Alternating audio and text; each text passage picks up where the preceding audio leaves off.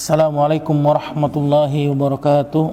Bismillah, alhamdulillah, wassalatu wassalamu ala rasulillah Nabiyina al-karim al-mustafa wa mawala Sayyidina Muhammad ibn Abdillah salatullahi wassalamuhu ballagha risalah wa addal amanah wa nashal ummah wa jahada fillahi haqqa jihadih hatta tarakana ala al-bayda layluha kanahariha la yazigu anha illa halik.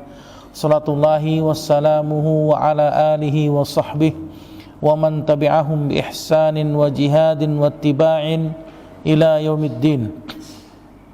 Qala Allah ta'ala fi Qur'anil Karim, ya ayyuhalladzina amanu taqullaha haqqa tuqatih wa la tamutunna illa wa antum muslimun. Wa qala ta'ala, ya ayyuhan nasu taqu rabbakumul ladzi khalaqakum min nafsin wahidah wa khalaqa minha zawjaha wa bassa minhuma rijalan katsiran wa nisaa wattaqullaha alladzi tasaaluna bihi wal arham innallaha kana 'alaikum raqiba. Wa qala ta'ala, ya ayyuhalladzina amanu taqullaha wa qulu qawlan sadida yuslih lakum a'malakum wa yaghfir lakum dhunubakum wa man yuti'illaha wa rasulahu faqad faza fawzan 'azima. Amma ba'd. Rabbi shrah li sadri wa yassir li amri wa luqatan min lisani yafqahu qawli. Wa ba'd. Barakallahu fiikum. Alhamdulillah, segala puji bagi Allah Subhanahu wa taala yang telah melimpahkan nikmat-Nya kepada kita, yaitu nikmat iman wal Islam, yang mana dengan kedua nikmat tersebut kita masih diberikan kesehatan, kekuatan oleh Allah Subhanahu wa taala untuk berkumpul di majlis ilmi dalam rangka sedikit mempelajari agama Allah dan berusaha untuk mengamalkan sunnah Rasulnya sallallahu alaihi salatu wassalam. Salawat dan salam kita curahkan kepada Nabi besar kita Muhammad sallallahu alaihi salatu wassalam beserta para keluarganya, para sahabatnya dan pengikutnya. Taib. Barakallahu fiikum. Kita akan lanjutkan pembahasan kita syarah Riyadhus Shalihin li fadilati Syekh Shalih Al-Utsaimin rahimahullahu taala. Alhamdulillah, kita sudah sampai kepada pembahasan bab yang ketujuh, yaitu berkenaan dengan babul yaqin wat tawakkul. Bab yakin dan tawakal. Baik. Barakallahu fikum. Maka berkata Syekh Shalih Al-Utsaimin rahimahullahu taala pada pembahasan bab ini, jama'al muallif bainal yaqin wat tawakkul. Muallif al-Imam An-Nawawi rahimahullahu taala, beliau menggabungkan antara keyakinan dan tawakal. Jadi digabungkan oleh beliau menjadi satu bab pembahasan yakin dan tawakal. Hubungannya apa? Maka beliau mengatakan li anna tawakkul samaratun min samaratil yaqin. Karena tawakal merupakan buah hasil dari keyakinan. Dengan seorang bertawakal kepada Allah Subhanahu wa taala, ya, dengan seorang yakin kepada Allah Subhanahu wa taala dengan keyakinan yang pasti, maka akan menghasilkan apa? Buahnya adalah tawakal. Jadi kalau misalkan seorang itu tidak yakin kepada Allah, maka tidak bertawakal dia. Fal yaqin, adapun keyakinan, wa quwwatul iman was sabat hatta ka'annal insan yara bi'ainihi ma akhbarahu Allah wa rasuluh min syiddati yaqini.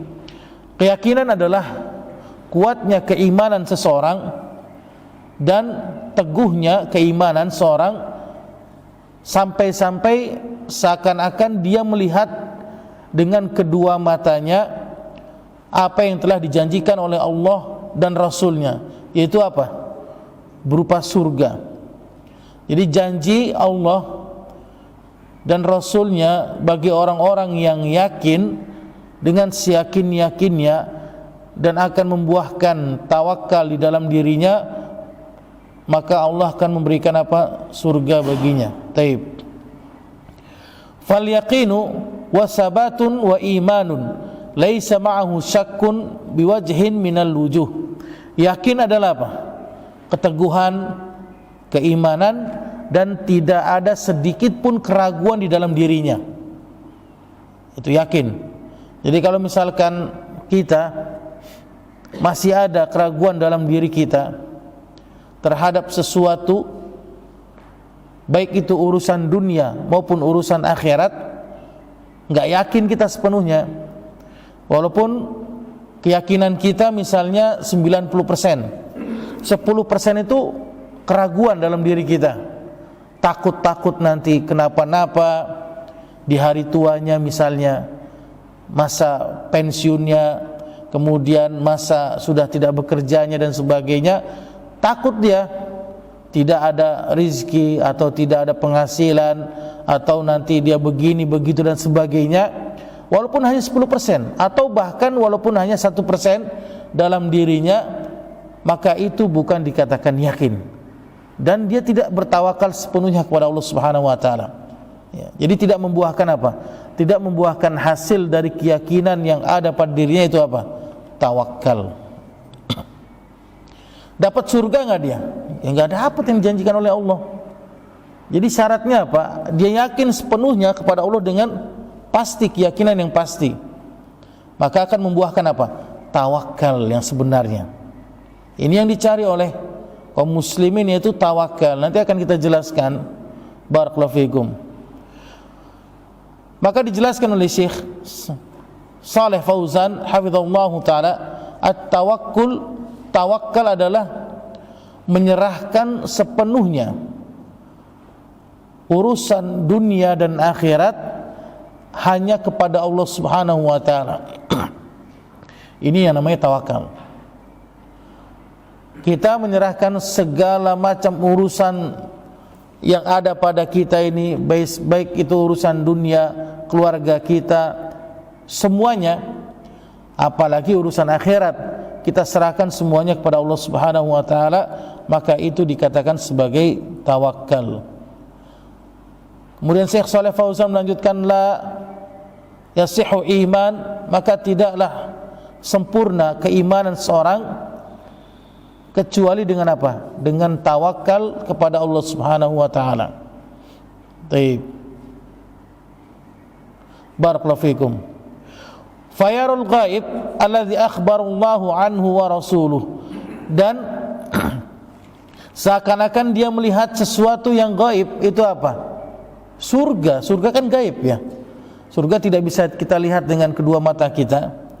Yang telah dijanjikan, yang telah dikhabarkan oleh Allah dan Rasulnya, ka'annahu hadirun baina yadayhi, seakan-akan seperti dia melihat di antara kedua tangannya. Wa huwa a'la darajatil iman, keyakinan menghasilkan tawakal adalah derajat keimanan yang paling tinggi. Jadi kalau orang yang yakin banget, yakin dia pasti dia yakin dengan keyakinan yang pasti dan tawakal sepenuhnya kepada Allah, maka ini adalah apa? Keimanan yang paling tinggi derajatnya di sisi Allah Subhanahu wa taala. Wa hadzal yaqin, dan ini yang dikatakan sebagai yakin, yasmuru samaratin jalilah, yang akan menghasilkan, yang akan membuahi hasil yang sangat mulia, yang sangat agung. Minha, diantaranya apa? At-tawakkul 'ala Allah, yaitu tawakal kepada Allah Subhanahu wa taala. Wa tawakkul 'ala Allah, adapun tawakal kepada Allah dijelaskan oleh Syekh Shalih Al-Utsaimin, i'timadul insani 'ala rabbih fi zahirihi wa batinihi fi jalbil manafi'i wa daf'il madar. Menyerahkan seluruhnya, sepenuhnya urusan manusia kepada Rabb-nya, baik dalam hal yang nampak maupun hal yang tersembunyi, untuk mendapatkan manfaat dan menolak mudarat atau mara bahaya. Ini dikatakan sebagai tawakal. Sebagaimana Allah telah berfirman dalam Quran surat At-Talaq ayat yang ketiga, wa may yatawakkal 'alallahi fahuwa hasbuh. Barang siapa yang dia bertawakal kepada Allah, maka Allah cukupkan baginya. Taib. Hadisnya ayatnya kita hafal ini tentang tawakal, benar nggak? Quran surat At-Tolak ayat yang ketiga. Tapi ketika kita mengaplikasikan, merealisasikan kehidupan nyata kita ini, banyak yang apa? Banyak yang mengeluh, banyak yang nggak yakin, banyak yang menyalahkan takdir, banyak yang ini, banyak dan sebagainya.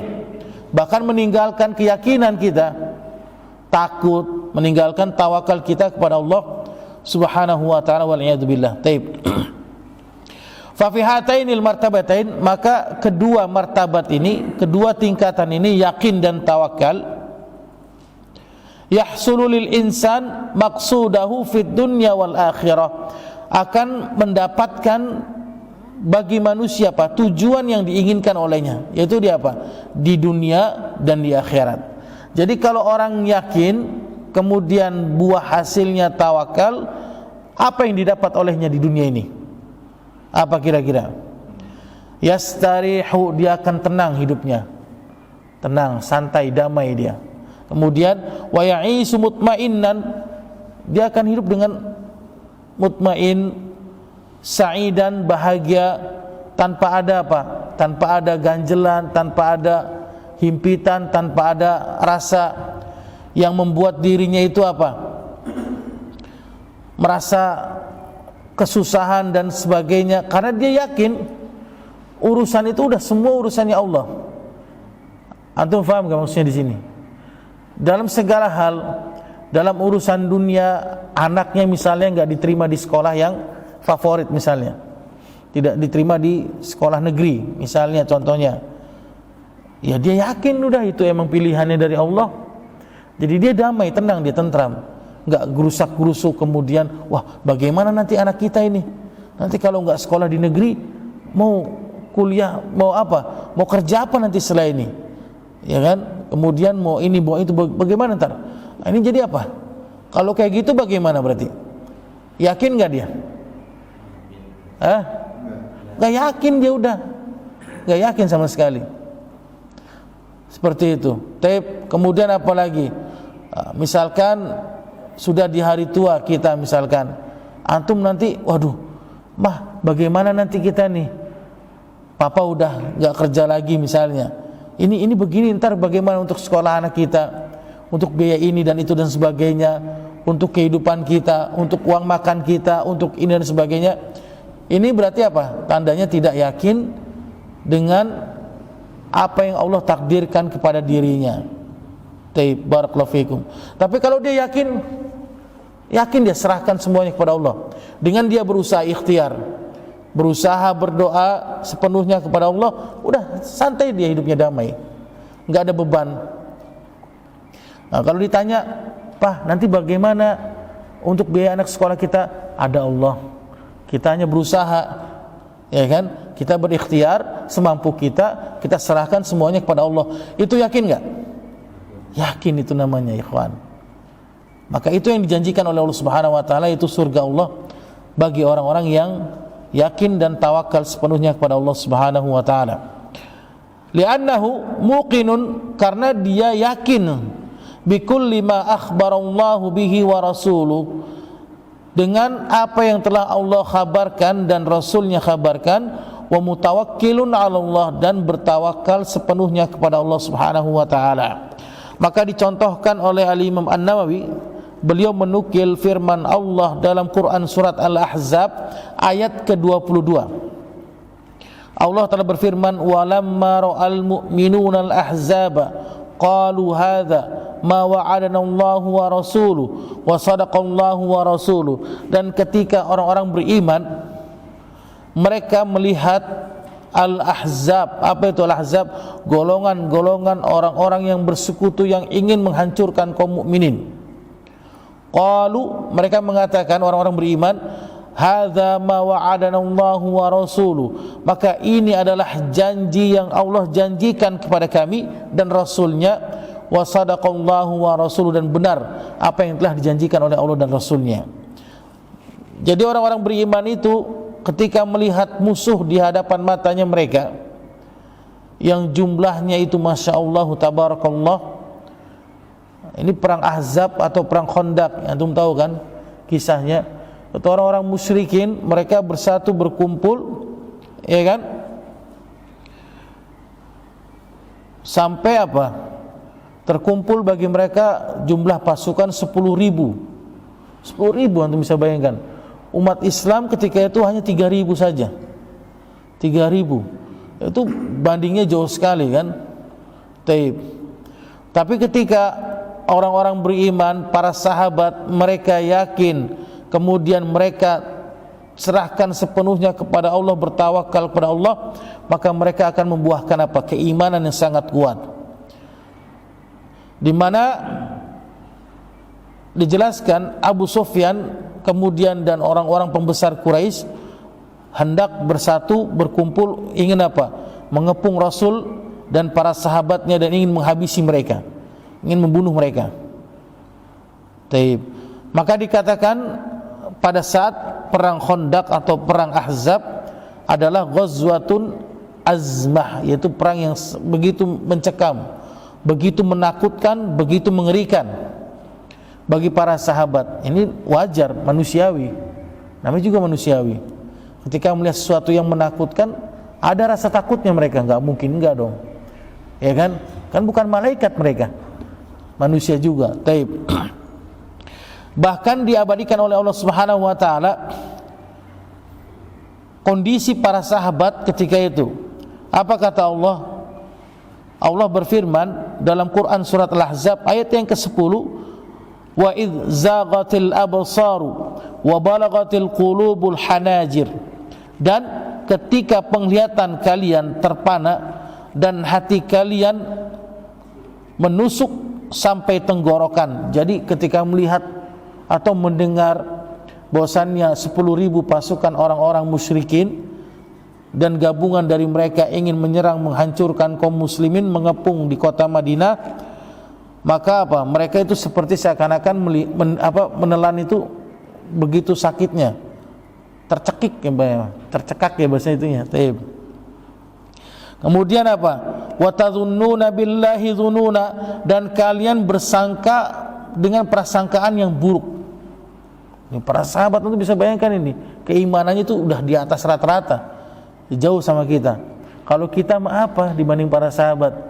Antum tahu Oreo kan, yang kecil di kernes-kernes itu, bagian yang paling kecilnya mungkin kita itu, imannya kita nggak ada apa-apanya dibanding para sahabat. Ya. Ini para sahabat saja masih takut mereka ketika mendengar berita 10.000 orang-orang musyrikin dan gabungan dari mereka ini ingin menghancurkan kaum muslimin. Tapi apa?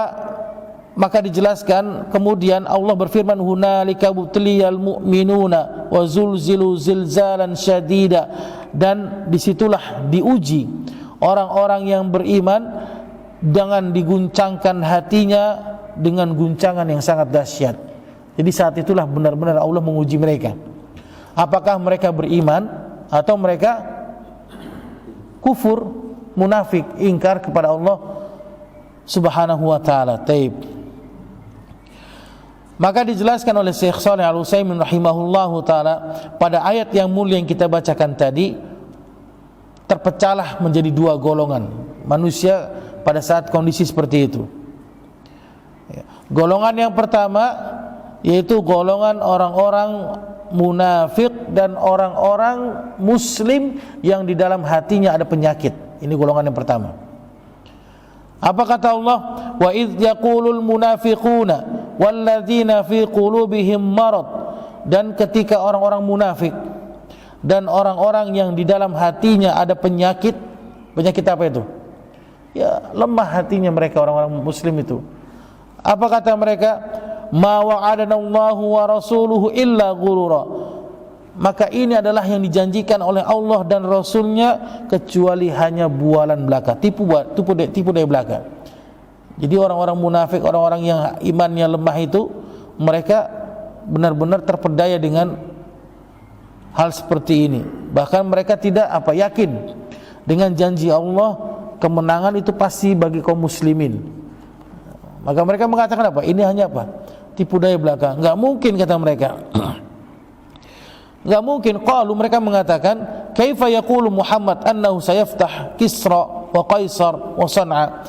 Bagaimana Muhammad mengatakan akan memenangkan Persia, Romawi dan Yaman? Enggak akan mungkin, kata mereka. Ajib, mustahil. Orang-orang kufar itu 10.000.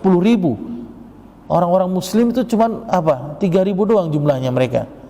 Maka mereka mengatakan apa? Ini hanyalah bualan belaka, tipu daya belaka bagi mereka. Taib. Ini orang yang pertama. Kira-kira kalau misalkan antum lihat kondisi kaum muslimin yang saat ini sedang susah, sedang lemah, sedang dalam keadaan terperosok, jatuh ke bawah, ini dimanfaatkan oleh siapa? Oleh siapa di sini? Oleh orang-orang munafik. Orang-orang yang hati imannya lemah ini bisa ikut nggak kira-kira mereka? Bisa. Yang ada penyakit dalam hatinya, yang tidak yakin dan sebagainya. Taib, barakallahu fikum. Tapi ana nggak bilang ini ke 2024 nanti ya. Taib. Barakallahu fikum. Kemudian golongan orang-orang yang kedua dijelaskan oleh Syekh, yaitu orang-orang beriman yang kita bacakan tadi. Allah mengabadikan dalam Quran surat Al-Ahzab ayat 22 tadi kita bacakan, walamma ra'al mu'minuna al-ahzab, dan ketika orang-orang beriman melihat al-ahzab, golongan-golongan musuh-musuh mereka, qalu, mereka orang-orang beriman mengatakan, hadza ma wa'adana Allahu wa rasuluh, maka inilah yang dijanjikan oleh Allah dan Rasulnya terhadap kami, wa sadaqallahu wa rasuluh, dan benar apa yang dijanjikan oleh Allah dan Rasulnya, wa ma zadahum illa imanan wa taslima, dan tidaklah bertambah kepada mereka, kata Allah kecuali keimanan dan berserah dirinya mereka kepada Allah Subhanahu wa taala. Dua mereka. Jadi kalau seorang itu yakin kemudian menghasilkan tawakal sepenuhnya kepada Allah, maka akan membuahi iman dan berserah dirinya kepada Allah Subhanahu wa taala. Taib. Barakallahu fikum. Unzur, kata Syekh, lihatlah kepada kedua golongan munafik dan golongan orang-orang beriman. Wa haula'i lamma ra'aul ahzab wa ra'au hadhihi syiddah, golongan orang-orang yang kedua, mereka orang-orang beriman ketika melihat pasukan-pasukan, kemudian musuh-musuh mereka dengan kerasnya pertentangan yang ada pada mereka, alimu annahu sayaqibuha, maka mereka yakin, ya orang beriman yakin akan memperoleh kemenangan dan jalan keluar dari Allah Subhanahu wa taala. Taib, barakallahu fikum. Wa hadza ghayatul yaqin, maka ini adalah tujuan dari keyakinan, an yakunal insan inda syada'id wa indal karabi sabitan mu'minan muqinan, dan tujuan keyakinan seorang hamba ketika dalam keadaan susah, dalam keadaan kesulitan, dalam keadaan musibah, maka akan teguh beriman dan yakin. Jadi dia semakin teguh beriman dan yakin. Berbeda dengan orang yang dia tidak tawakal dan tidak yakin kepada Allah, maka menjadi lemah hatinya. Fa innahu indal masaib, ketika dalam keadaan tertimpa musibah, kesulitan, wa rubbama yanqalibu ala wajhihi, dan terkadang bahkan bisa jadi bisa membalikan keadaan mereka, sebagaimana Allah telah berfirman, wa minan nasi may ya'budullaha ala harfin, dan dari sebagian manusia, yaitu mereka menyembah Allah itu hanya di tepi-tepiannya saja, di pinggiran-pinggirannya saja. Fa in asabahu khairun itma'anna bihi, maka ketika Allah timpakan kebaikan baginya, dia tenang, damai. Kalau dikasih rizki banyak, kalau dikasih kecukupan banyak, dia senang, dia bahagia. merasa wah ini benar-benar berarti Allah bersama dengan kita. Fa in asabathu fitnah, ketika ditimpakan fitnah, musibah, ujian, bala bencana, kehancuran, kerusakan, kerugian, kemerosotan, apa kata mereka? In qalaba ala wajhihi, maka berubah kondisi keadaannya. Apa? Marah, murka, menyalahkan takdir, menghina, menyesal, kemudian tidak terima dan sebagainya. Apa sih ini? Kok saya udah rajin sholat berjamaah, sudah banyak sedekah, saya sudah punya pondok anak yatim, rumah Quran, pondok duafa, tapi kok begini nih keadaan saya nih? Semakin aja melorot saya, semakin terperosok, semakin saya jauh dari ini keuntungan dan sebagainya. Jadi dia malah menyalahkan takdir dan sebagainya. Ini hanya orang-orang yang kata Allah janjikan dia hanya beribadah kepada Allah hanya sebagian saja. Jadi tidak sepenuhnya dia beribadah. Nauzubillah min dzalik. Maka itulah yang digambarkan oleh Allah Subhanahu wa taala, khasirat dunya, maka rugilah dia di dunia dan di akhirat, wa dzalika wal khusranul mubin, maka itu adalah kerugian yang sangat nyata. Taib, barakallahu fikum. Dalam Quran surat Al-Hajj ayat yang ke-11. Wa katsirun minan nas, dan banyak dari manusia, fi afiyatin wa huwa mutmain, ketika dalam keadaan sehat, segar bugar, badannya kuat fit, dia mutmain. Wah, enak dia, santai, damai dia, enggak ada pikiran apa-apa. Walakin idza btuliya, akan tapi ketika ditimpa musibah sedikit aja sama Allah, disentil atau dikasih cobaan sedikit, wal iyad billah, in qalaba ala wajhi, maka dia berubah kondisi keadaannya. Antum paham enggak? Dia malah marah, malah mengeluh aja bawaannya. Ini gimana sih mah?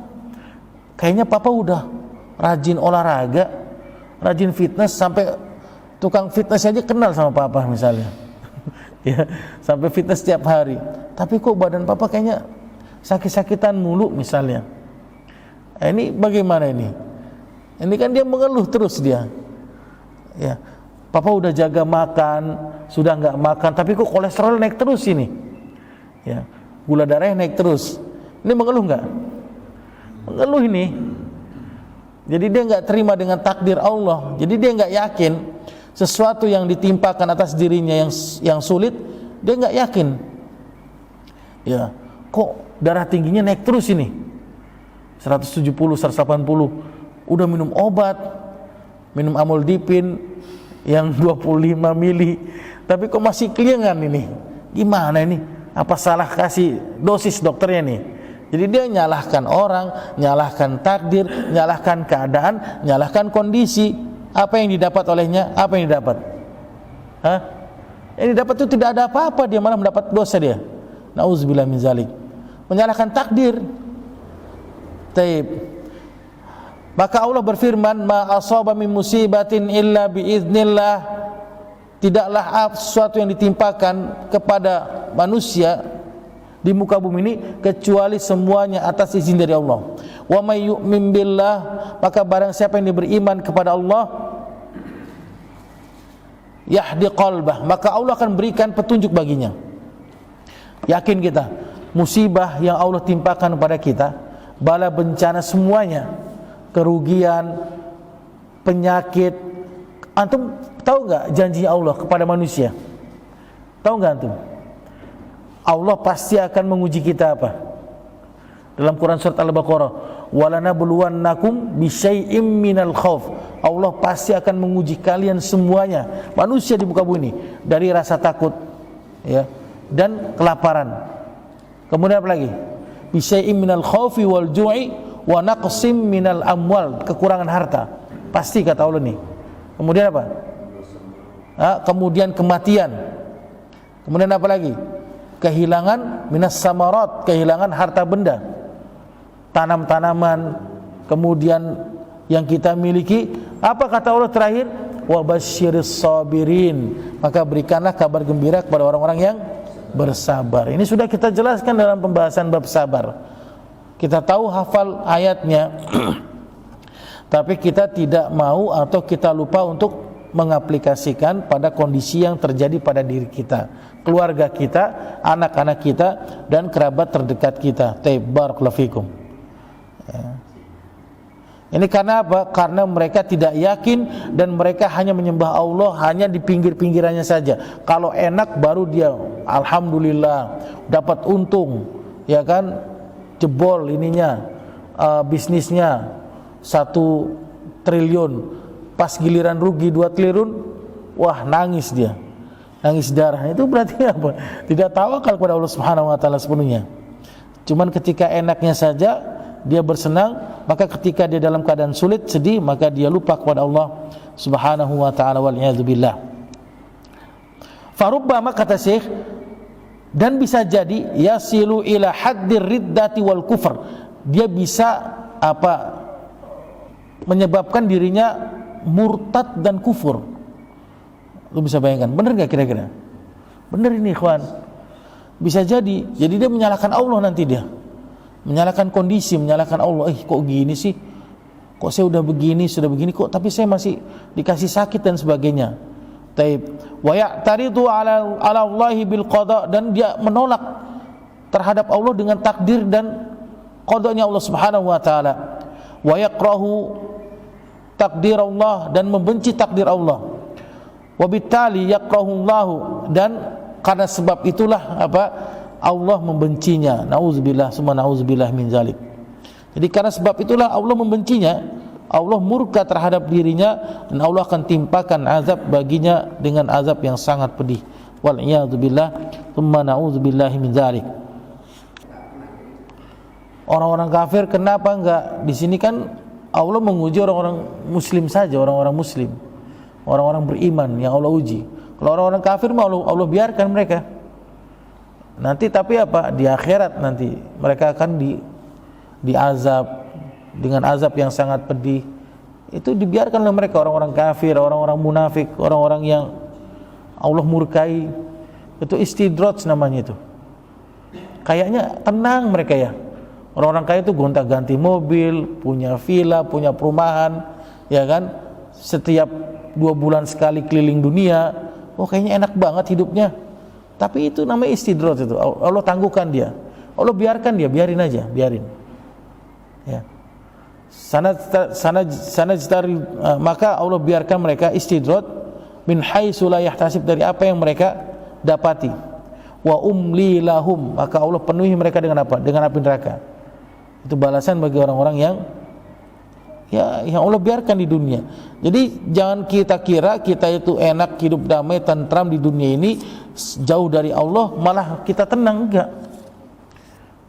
Jangan itu, malah itu bahkan jadinya takutnya istidraj. Seperti itu.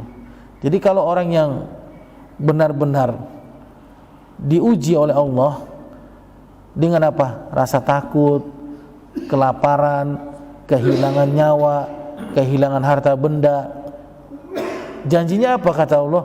Bagi orang yang bersabar. Itu. Maka pada ayat yang selanjutnya, Al-Imam An-Nawawi beliau menukil firman Allah dalam Quran surat Ali Imran ayat 172 hingga 173. Allah Ta'ala berfirman, alladzina istajabu lillahi war rasul min ba'di ma asabahumul qarh, dan orang-orang yang mereka mentaati perintah Allah dan Rasulnya setelah mereka mendapatkan luka atau kekalahan.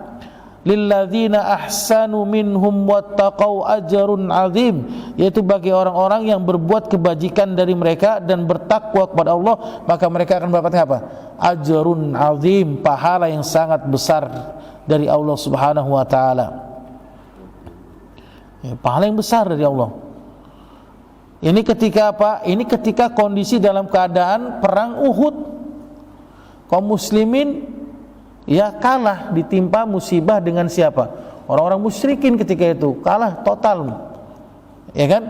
Banyak kaum muslimin yang syahid ketika itu. Tapi apa mereka?